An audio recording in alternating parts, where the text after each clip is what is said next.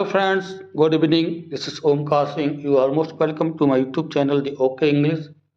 If you visit first, please subscribe the channel. If you like video, please like, share and comments. PGT integrate English important point of facts का part 7 discuss करेंगे जो कि PB Shelley से संबंधित है। आज हम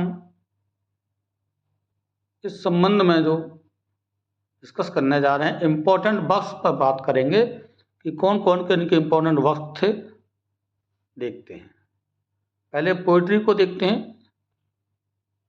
original poetry by Victor and Cazire, collaboration with Elizabeth Shelley, 1810 में ये जो है आई थी।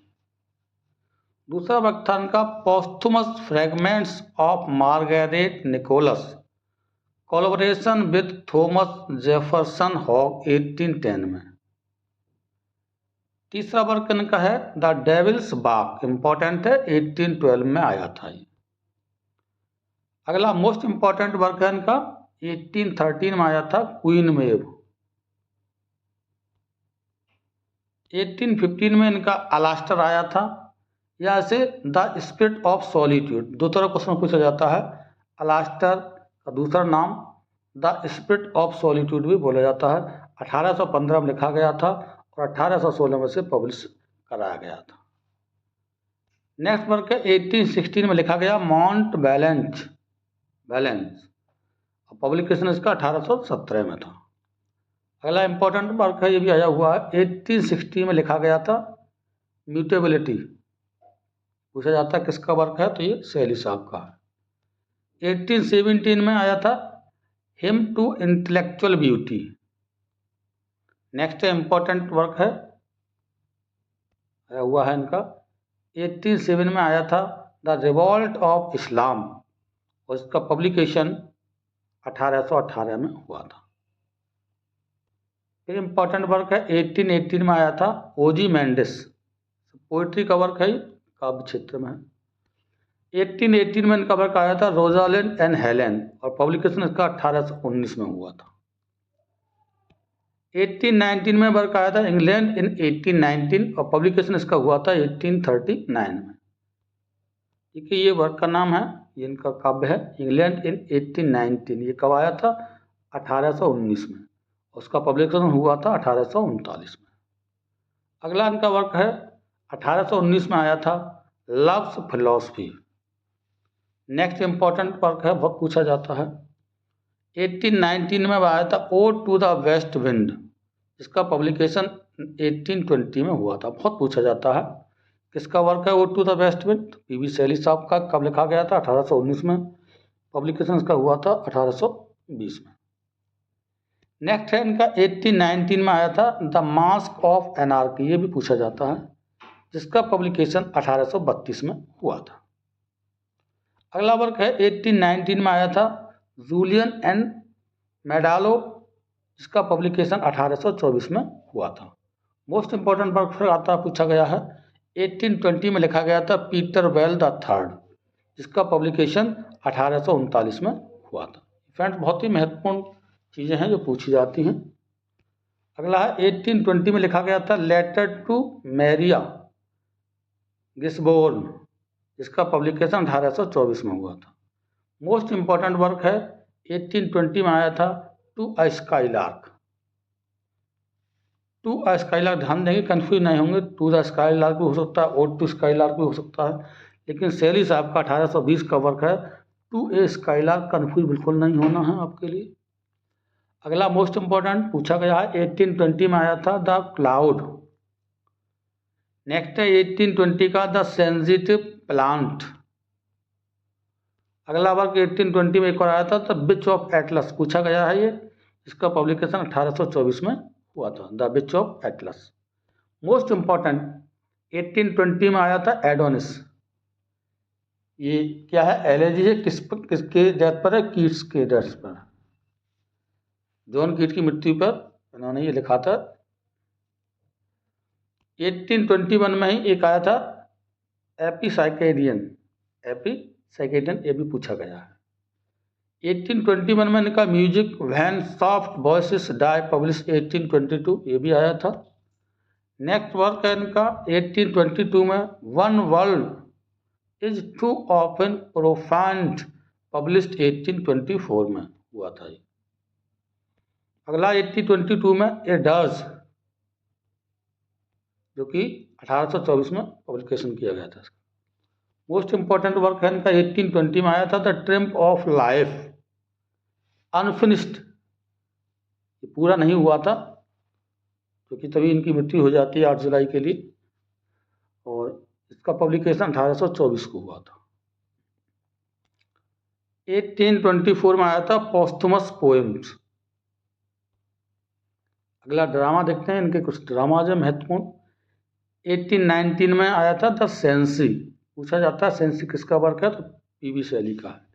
1820 में आया था प्रोमेथियस अनबाउंड, ये भी इनका ड्रामा है।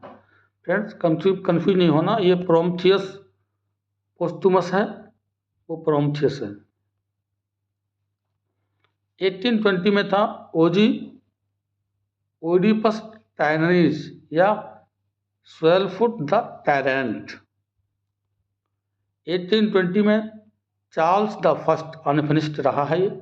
मोस्ट इंपॉर्टेंट वर्क है 1820 में 2 में आया था हेलास। अब फिक्शन की बात करते हैं। 1810 में इनका जेस्ट्रोजी पूछा गया है किसका वर्क है, तो 1810 में आया था, ये फिक्शन है। 1810 में दूसरा वर्क था एस.टी. इरविन और द रोजी क्रूसियर, ये पूछे जाते हैं। इसका पब्लिकेशन 1811 में हुआ था। कुछ शॉर्ट प्रोज वर्क्स हैं इनके। The essay since A fragment of A romance 1840 में आया था। द कॉलिज्म ए फ्रेगमेंट 1817 में। अगला वर्क है इनका the Elysian fields a Lucianic fragment 1818 में। अगला वर्क है यूना फेबुला, ये फेबल है ये 1819 में, ओरिजिनली इन इटालियन भाषा में लिखा हुआ। कुछ इनके ऐसे हैं, इनको देख लेते हैं। द नेसेसिटी ऑफ एथिज्म बहुत पूछा जाता है।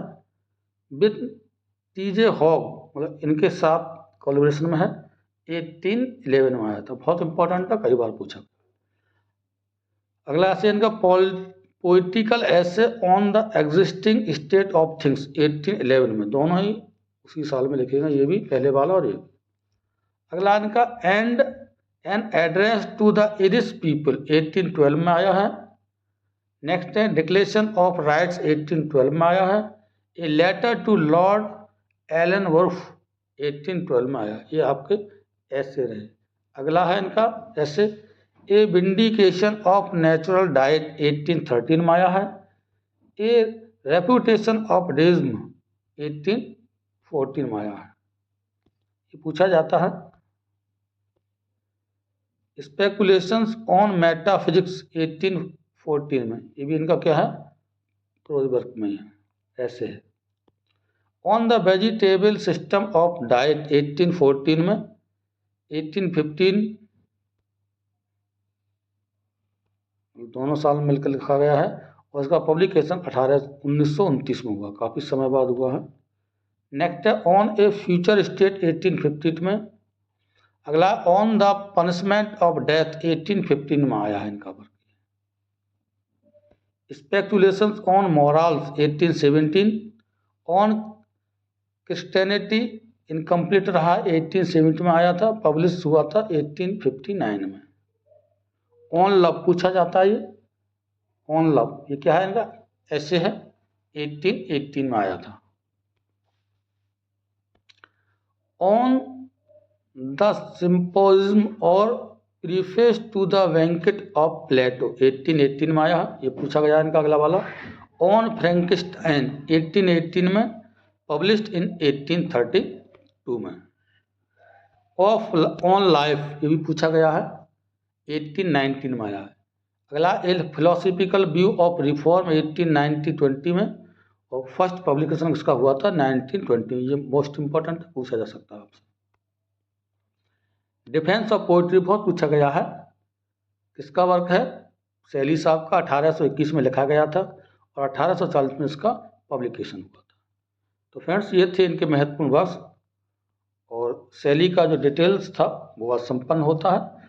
हमारा MCQs लगातार चल रहा है, एक दिन MCQs एक दिन डिटेल्स। तो बने रहिए चैनल पर, देखते रहिए, आप निश्चित सफल होंगे, मेहनत करते रहिए। थैंक्स।